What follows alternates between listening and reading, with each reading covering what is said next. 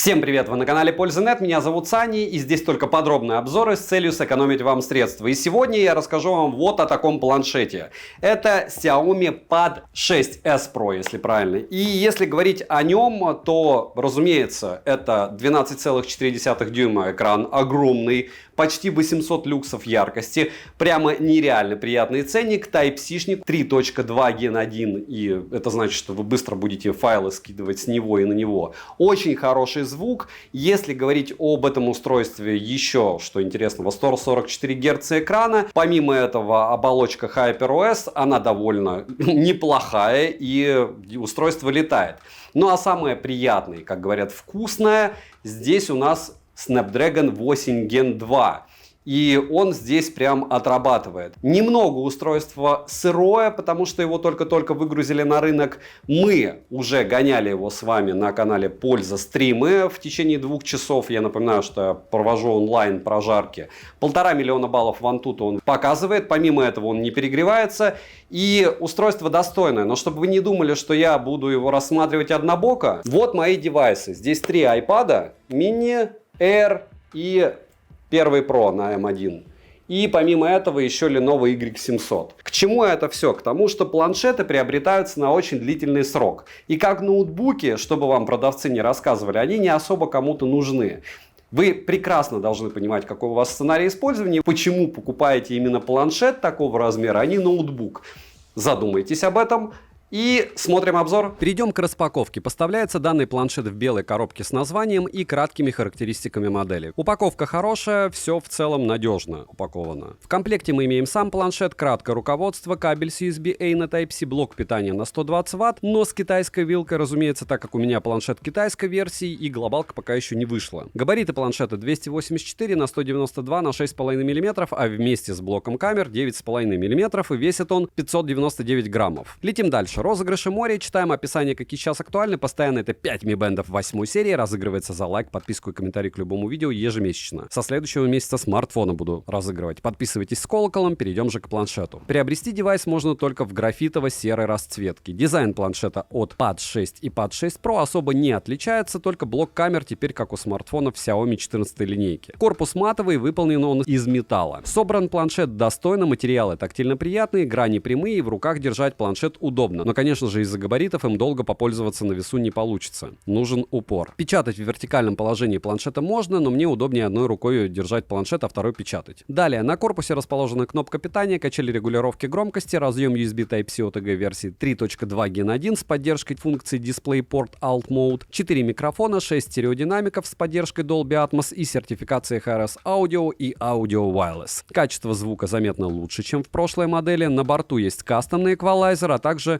различные предустановки звучания. Вибромотора, к нашему сожалению, нет. Как и нет мини-джека и ИК-порта. Планшет поддерживает клавиатуру с тачпадом и стилус. Для кого-то может быть это полезным, но, как всегда, стоит это все дело недешево, если оригинальное. Xiaomi Mi Pad 6s Pro оснащен IPS-дисплеем на 12,4 дюйма с разрешением 3048 на 2032 пикселей, защитой Corning Gorilla Glass 5 версии. К слову, он идет без защитной пленки, а стекло, которое я для него купил, оказалось для Mi Pad 6. Не то мне прислали, поэтому будьте внимательны. И лучше с планшетом сразу заказывать или пленку, или стекло. Соотношение сторон 3 к 2, соотношение экрана к корпусу 88,5%, плотность пикселей 294 ppi, контрастность 1400 к 1, цветовая гамма 100% DCI-P3 и глубина цвета 68,7 миллиарда цветов. Экран имеет ряд сертификаций по защите зрения, а также поддержку таких технологий, как Dolby Vision, MEMC, HDR10 и адаптивный HDR. Пиковая яркость по заявлению производителя 900 нит, по моим замерам на 100% яркости экран выдает 760 люксов в среднем. Для регулировки яркости используется 4096 уровней, функция автоматической регулировки яркости отрабатывает хорошо. Притом напоминаю, что IPS бывает разный, 760 люксов это прям очень круто для IPS, но по какой-то причине он у меня шумит. Можете написать, это либо у меня прибор глючит, либо это реально может быть типа LCD-шного дисплея такой, как вы думаете? Частота обновления экрана максимум 144 Гц с автоматическим режимом от 30 Гц до 144. Но экран, разумеется, не LTPO, он же IPS. Вручную можно выставлять 60, 90 и 144 Гц. С другой стороны, вы эти 144 Гц мало где увидите. Даже 90 Гц в том же PUBG он не держит, он, в принципе, не поддерживает их. И вообще еще много всяких ограничений, включая, что в Wreckfest мне не установить на китайскую версию. Частота сенсорной дискретизации касания 360 Гц. Экран плохо откликается на 10 касаний одновременно, но откликается. В целом, сенсорный отклик был неплохой, но не лучший из тех, что я тестировал устройств. Для персонализации цветопередачи экрана, для улучшения изображений не только в настройках есть ряд полезных функций, ко всему есть режим ПК, разделение экрана, трансляция экрана смартфона на планшет и не только. Далее, разблокировать экран можно стандартными видами разблокировки, а также распознаванием лиц и даже сканер отпечатков пальцев, внедренный в кнопку блокировки есть. Сканер отпечатков пальцев срабатывает отлично и довольно быстро, но завести несколько раз один и тот же отпечаток пальца можно, за что отдельный минус. Биометрические данные можно завести до 2 лиц, срабатывает распознавание лиц корректно даже под небольшим углом, как в вертикальном положении планшета, так и в горизонтальном. Из датчиков Mi Pad 6s Pro оснащен акселерометром, гироскопом, геомагнитным датчиком, датчиком приближения, электронным компасом, датчиком отпечатков пальцев, датчиком холла, датчиком мерцания и датчиком цветовой температуры. Напоминаю, что eSIM здесь нет и поддержки физических сим-карт нет. Пойдем по железу. Процессор установлен Qualcomm Snapdragon 8 Gen 2 с техпроцессом 4 нанометра и 8 ядрами. Максимальная частота у него 3,2 ГГц. Графический процессор Adreno 740. Интерфейс Xiaomi HyperOS на базе Android 14 версии. Интерфейс доступен на английском языке, русского нет, что тоже неудивительно для устройства от Xiaomi китайской версии. Функции с использованием искусственного интеллекта недоступны на данный момент, но вот реклама забита этим делом. Наверное, когда глобалку выгрузят, тогда и появится. Оперативная память LPDDR5X доступна на выбор 8, 12 или 16 гигабайт. Внутренняя память UFS 4.0 и на выбор 256, 512 гигабайт или 1 терабайт. По связи имеется поддержка Wi-Fi 7 версии, связь планшет держит стабильно, скорость отличная и без просадок. Разговаривать по видеосвязи через мессенджеры удобно, микрофоны отрабатывают хорошо. Как он записывает кружочки в телеге, посмотрите в моем личном телеграм-канале по ссылке в описании, так же как примеры фото-исходники. Bluetooth чип установлен в версии 5.3, список поддерживаемых аудиокодеков вы видите на экране, и он отличный. В целом все необходимые кодеки на борту. Удобно, что есть NFC-метка, но, конечно, модуля NFC нет, как и нет GPS-навигации. Далее, емкость аккумулятора 10 тысяч мАч, PC-марки устройство выдало мега скромные 4 часа 43 минуты, притом, разумеется, на 144 Гц и 100% яркости экрана. Work Performance 15517 баллов, Xiaomi Mi Pad 6s Pro поддерживает быструю зарядку до 120 Вт и заряжается от 0 до сотки у меня от родного адаптера питания за 47 минут, хотя обещают 35. И там идет матрица, нужно включать помимо этого еще и турборежим. Турборежим не всегда активируется, с нуля он сдергивается быстро, но никаких 30 минут вы не увидите при зарядке. Может быть, потом с прошивками что-то поменяют, но вот так. И единственный огромный плюс, что он не греется при зарядке, даже при быстрой. Поедает за час просмотра видео на YouTube со 100% яркости по Wi-Fi нереальные 12% заряда, я не знаю почему. В играх за 1 час в среднем уходит 24% заряда в Diablo Immortals и 30% заряда в PUBG New State, в котором он 90 FPS даже не показывает. Он показывает только 60 FPS, потому что игра залочена. Повторяюсь, что в Wreckfest мне не установить на это дело, он просто зависает при загрузке. И если брать, допустим, тот же Genshin, вы поиграете, но недолго. По поводу сброса яркости, где-то через 10 минут он сбрасывает на 150 люксов яркость, но этого достаточно, то есть при 600 люксов можно играть. В играх изредка проскакивают баги, скорее всего из-за оптимизации игр под устройство, я уверен, что все будет лучше. При том, что я не использовал GameSpace для оптимизации планшета под игры, его можно использовать и, в принципе, при прямых ручках проц позволяет довольно неплохо зажигать. Часа 3 сможете играть свободно. Как мне говорят, играй на зарядке, но батарея будет деградировать быстро, потому что заметьте, что обходной зарядки здесь нет, минуя аккумулятор. Перейдем к тестам. Тротлинг-тест проходит отлично. 406 гипсов минимально, максимально 431 и в среднем 415 гипсов на 100 потоках при 60 минутах. В Geekbench 6 GPU Score 6851, Single Core 1816, Multicore 4734. Вантут выдал результат в 1 миллион 553 тысячи попугаев, потратив 6% заряда на тест, при том, сколько бы вы его ни гоняли раз, ничего не меняется, перегреваться он не перегревается. Storage тест показал не лучшие для этого типа памяти 120 тысяч, но в принципе это хороший результат. Стресс-тест прошел он неплохо, но и не очень хорошо. Летим дальше. В тыльной части расположили основной сенсор GN1 на 50 мегапикселей с апертурой 1.8, LED вспышкой, автофокусировкой, максимальным разрешением для видеосъемки 4К 60 FPS. Плюс есть датчик глубины OV02B1B на 2 мегапикселя с апертурой 2.4, фронтальный сенсор OV32D на 32 мегапикселя, максимальное разрешение съемки у фронталки 1080p 30 FPS, и я скажу, она, разумеется, печальна. Различных режимов и функций на борту не так и много, но они есть. Основной сенсор такой же, как в прошлой модели, фронтальный сенсор только заменили, и все. Короткие примеры вы сейчас увидите. Исходники, повторяю, скачивайте в моей личной телеге.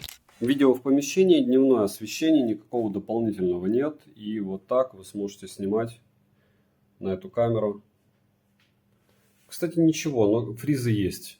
Фризы есть, то ли проц не вывозит, то ли лыжи не едут. Еще немного 4К 60 FPS. На большом экране хорошо видно, что это все довольно так скромненько, но с другой стороны разрешение приличное. Вот так. Даже зум можно делать, кстати. Максимум X получается 6. И видео 4К 60 FPS. К вопросу, зачем столько примеров. Ну, мы же помним, что вы за эту камеру платите. Лучше бы, конечно, они ее не запихивали. Оставили бы одну фронталку и сделали бы девайс подешевле. Но они же так не хотят. Они хотят побольше профита. Тем более алгоритмы есть уже для работы с сенсорами. И если эти алгоритмы работают в смартфонах, почему бы они не работали в планшетах, правильно? Надо продавать все. Иначе не отобьешь средства. И фронталка в помещении 1080p, rolling shutter вроде отсутствует. И вечер, закат, камера ужасная. И еще немного съемки ночью, буквально 5 секунд, чтобы вы поняли, что это бесполезная затея. Так, что такое не везет и как это происходит? Снимал где-то дней 5 на планшет, скинул и, в общем, забыл где файлы. Но это не критично. Почему? Потому что если объективно подходить к возможности съемки данного устройства, они максимально скромные, несмотря на 4К 60 FPS. Качество вы видите, разумеется, такого размера планшет очень сильно вряд ли вы возьмете с собой куда-нибудь на концерт, хотя некоторые и носят, но если вот, допустим, какой-то рабочий вариант, из разряда того, что вам надо видеосвязь с кем-то, или пообщаться, или сделать фотографию, наверное, этого хватит. Если говорить про возможности камеры как таковой, ну, сравните, не знаю, с любым устройством в районе, наверное, 20 тысяч рублей. И очень часто, несмотря на отсутствие 4К 60 FPS, по фото они его уделывают. С одной стороны. С другой стороны, вам вполне возможно будет достаточно этого качества. Если говорить про зум, ну, он бесполезен, как и практически во всем, без оптического зума. X6 он может снимать. Если говорить про фронталку, вот и она. То есть она, в принципе, у Xiaomi ахиллесова пята для всего. И у планшета ее хватает для того, чтобы вы записывали кружочки, или для того, чтобы вы скидывали какую-то информацию или работали по видеосвязи. Вот. Рамки довольно крупные, смартфон габаритный, держать его не особо удобно, если даже будете приобретать. Напоминаю, что лучше сразу брать чехол и защитную пленку, которой здесь нет. Съемка получается кофе. Я вам скажу, что очень даже неплохо снимает. Сейчас посмотрим. Вот, допустим, с упором. Ага, все бывает. Раскидал сахар.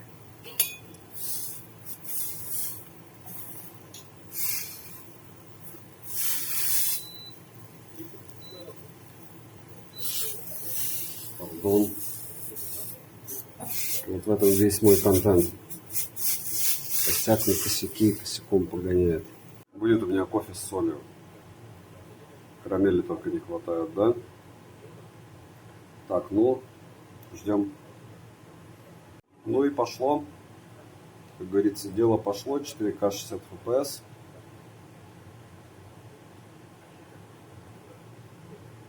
Кофе.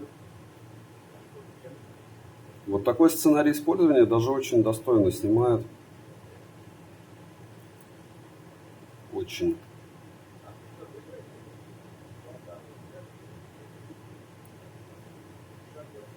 И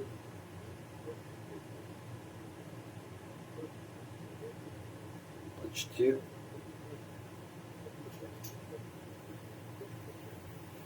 почти. Все. В целом все. Для примера более чем хватит.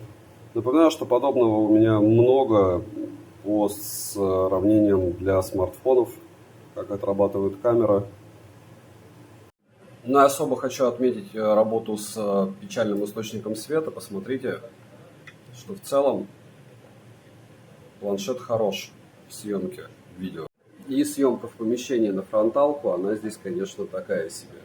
Но, как говорится, главное снимает, правильно? Минусы: нет мини-джека, нет возможности расширить внутреннюю память, вставив карту памяти, нет вибромоторчика, нет GPS, нет возможности выбрать 120 Гц для экрана, нет NFC-модуля, нет физической сим-карты. Было бы неплохо. И фронтальный сенсор не снимает даже 60 FPS. Это тоже не очень хорошо. Цену можете посмотреть по ссылке в описании к видео. Не забудьте подписаться на телеграм-канал скидок взаимопомощи, ему личный телеграм-канал по ссылкам в описании. Напоминаю, что из эпичного в прошлую распродажу у Xiaomi 14 продавали за 58 тысяч глобальной версии. С 4 апреля опять начинается еще один сейл, так что приходите, смотрите, что там будет веселого. Ну и резюмировать я бы хотел долго и мучительно. Мы имеем планшет с довольно хорошей яркостью экрана, довольно быстрой зарядкой. Я уверен, что что-то там допилит, он будет за 40 минут заряжаться, и с какими-то мелкими недостатками. Недостаток мелкий, который я не озвучил в минусах, это то, что Type-C-шник здесь не по центру, допустим. Разумеется, не мелкий, то, что вы не можете сюда ни запихать ни карту памяти, ни сим-карту, ничего. И это минус, потому что в такой размер можно было бы добавить эти интерфейсы,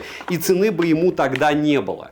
Если говорить об устройстве как о предмете для чего, то есть для просмотра YouTube классно. IPS-экран 800 люксов вам хватит за глаза и за уши. Если говорить про тач, мне он не совсем понравился. Если говорить про стоимость, она супер-мега клевая, потому что можно было приобрести на распродаже его за 41 тысячу. На секундочку, это дешевле, чем в Китае по курсу получается. Вот с таким чехлом отдельно потом его заказывал. Рассказывал уже, что заказал не того размера стекло, точнее, заказал того размера, но пришло не то. Повторяю, что приобретая планшеты, вы должны четко понимать, нужен ли он вам. Планшет покупается на лет 5. Какие у него конкуренты? Все iPad, все. У Huawei просто бешеное количество планшетов, но с Google сервисами беда, и я их не советую. Если смотреть на глобалку, вот выйдет глобалка. Понятно, что его можно китайски тоже русифицировать. Чем будет отличаться глобалка? Бендов никаких нет. То есть только русским языком все.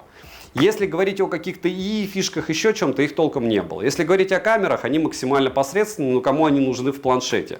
Если говорить о портах, вот мне не хватает реально мини-джека, хотя можно через Type-C-шник, через переходник, но вот для потребления контента за 40 тысяч с таким размером это вау. Но не кривить душой, у меня есть такой же планшет такого размера, просто он сейчас не здесь, не в студии, но это iPad.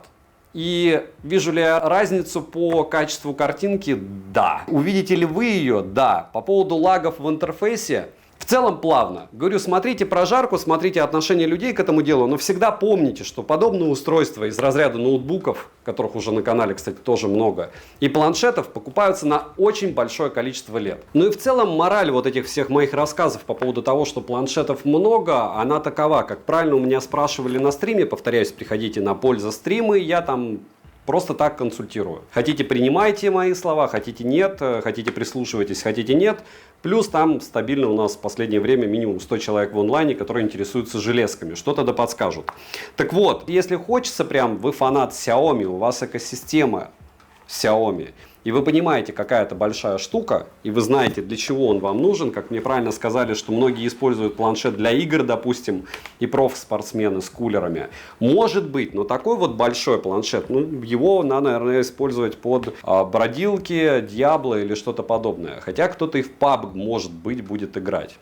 По мне, не очень комфортно из-за размера. Что за эти деньги можно купить? Вот я за 52 тысячи недавно Honor Magic X16 Pro ноутбук купил. 52. Сравнивать ноутбук, даже ультрабук с интегрированной графикой, пусть там даже она интегрирована, но уже как некоторые десктопные по мощности, и планшет довольно сложно.